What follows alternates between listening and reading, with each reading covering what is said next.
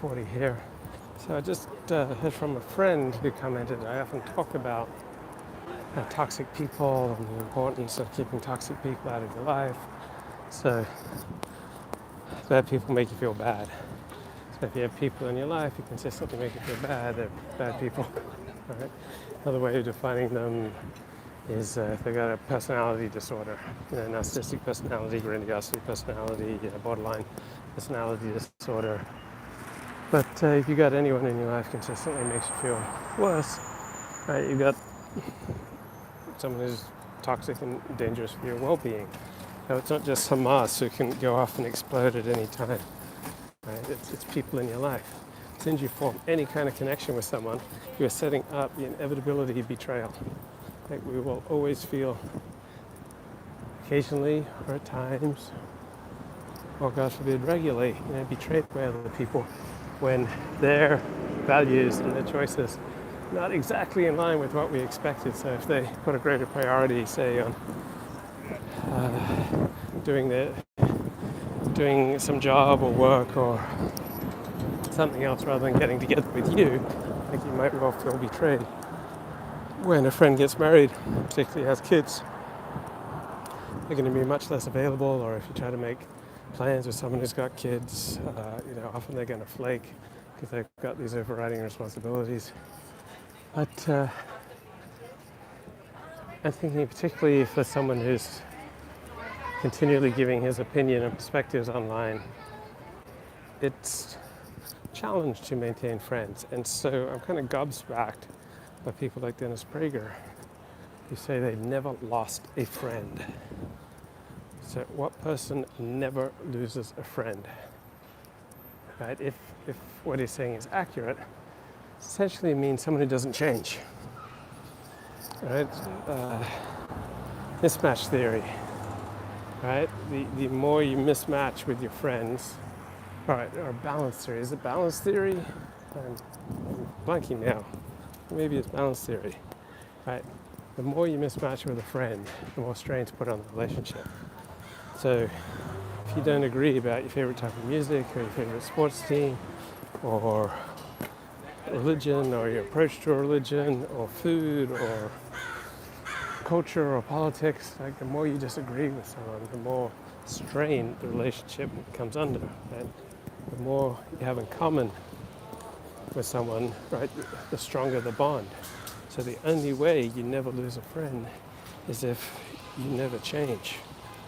Right? There's never any substantial difference in what you and your friend value because you've never changed. So if I simply fail to articulate in the current Middle East conflict, if I fail to say that Israel is God's gift to humanity, that puts my relationship with some of my Jewish friends under strain. Like, to go outside the prism of the moral Jewish perspective that the Jews in Israel are God's gift to humanity, and that Israel is a divine project in the world, and that love of Israel reflects that you're a good person in line with God's will, and hatred of Israel shows that you're a bad person, aligned against the Lord. Right? That's going to put those relationships under strain. So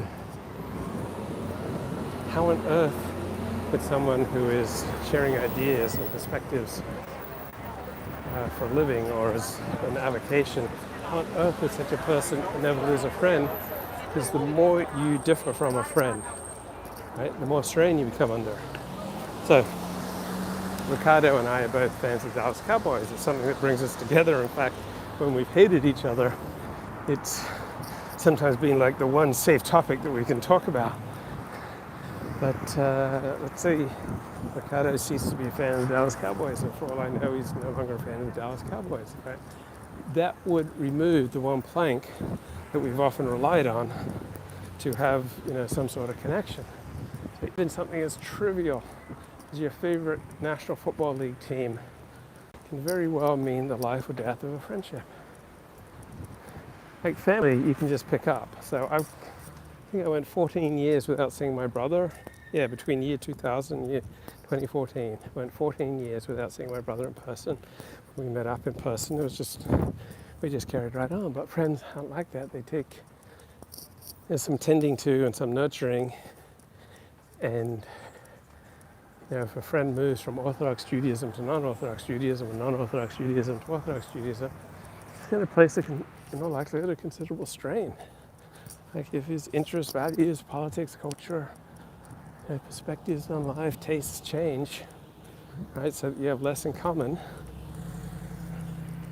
then your friendship's going to change. So this idea that you never lose a friend, even though you're a public figure, saying controversial things, is fascinating to me, because the only conceivable way you can do that is if you never change.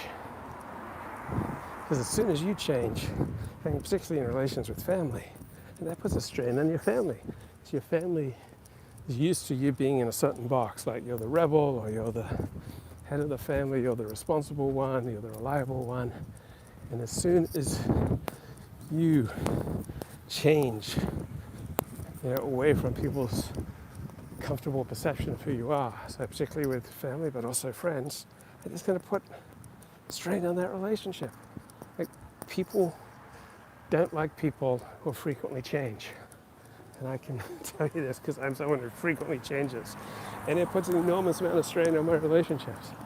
Like, I will completely change my mind, like, in an hour.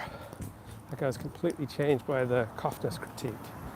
I was completely changed by reading, I think, John M. Doris on the power of situation. I used to think that somebody's moral character was incredibly important. Then I read John M. Doris and it's the situation that changes things. I've been right-wing all my life, but then I read about the biological bases of the political orientation and recognize that we have these predispositions that are more or less adaptive to different circumstances. In some circumstances, left-wing orientation is more adaptive. In other circumstances, the right-wing orientation is more adaptive. Okay, that puts a strain on my friendships with pretty much everyone who's right-wing. So there's no way I'm going to talk in any detail, specificity about the people who contributed to my life, because that which is most precious to my life, I don't talk about, I protect, I keep silent on.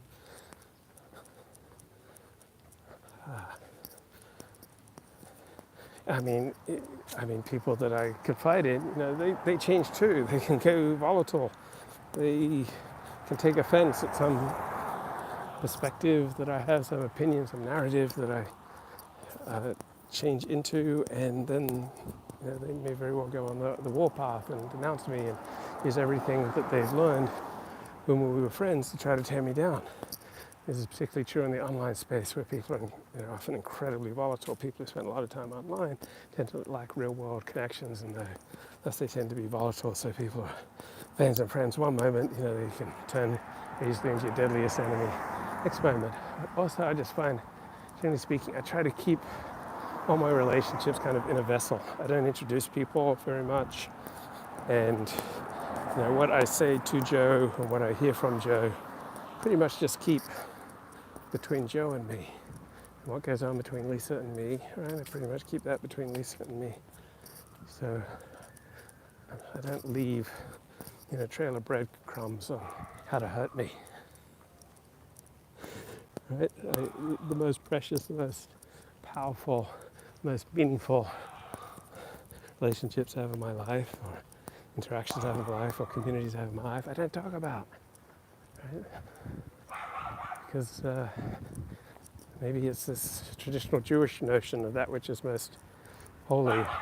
You cover it up, whether it's a Torah scroll or a woman. Bye-bye. Is it balance theory? Maybe not. Maybe I meant to say balance theory, not mismatch theory.